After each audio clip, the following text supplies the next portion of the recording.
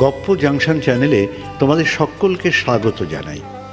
আজকের আলোচ্য কবিতার মধ্যে দিয়ে কবি একজন প্রেমিকের আত্মকথন তুলে ধরেছেন।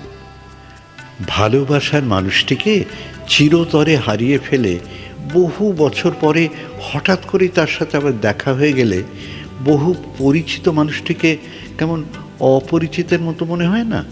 মনে হয় দুটো মানুষ যেন দুই সমান্তরাল মেরুর মানুষ, একে অন্যের কাছে কতটা অচেনা, কতটা অজানা।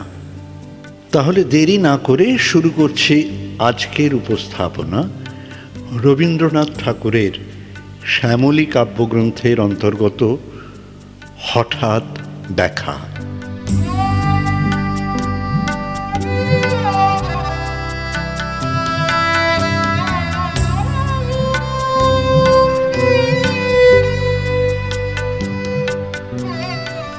রেলগাড়ির কামরায় হঠাৎ দেখা, ভাবিনি সম্ভব হবে কোনো দিন।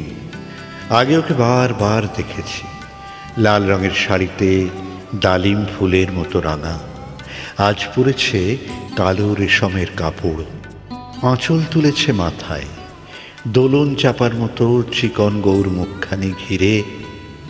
মনে হলো কালো রঙে একটা গভীর দূরত্ব ঘনিয়ে নিয়েছে নিজের চারদিকে, যে দূরত্ব সর্ষে ক্ষেতের শেষ সীমানায় শালবনের নীলাঞ্জনে। থমকে গেল আমার সমস্ত মনটা। চেনা লক্ষ্যে দেখলাম অচেনার গাম্ভীর্যে। হঠাৎ খবরের কাগজ ফেলে দিয়ে আমাকে করলে নমস্কার। সমাজবিধির পথ গেল খুলে, আলাপ করলেম শুরু। কেমন আছো, কেমন চলছে সংসার ইত্যাদি।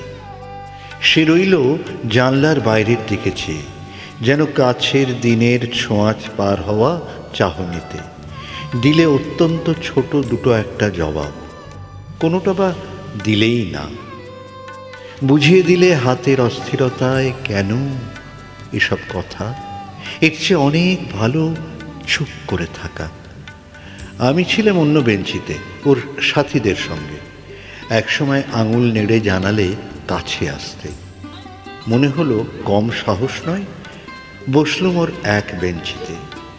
গাড়ির আওয়াজের আড়ালে বললে মৃদু স্বরে, কিছু মনে করো না, সময় কোথায় সময় নষ্ট করবার। আমাকে নামতে হবে পরের স্টেশনে, দূরে যাবে তুমি, দেখা হবে না আর কোনো দিনই।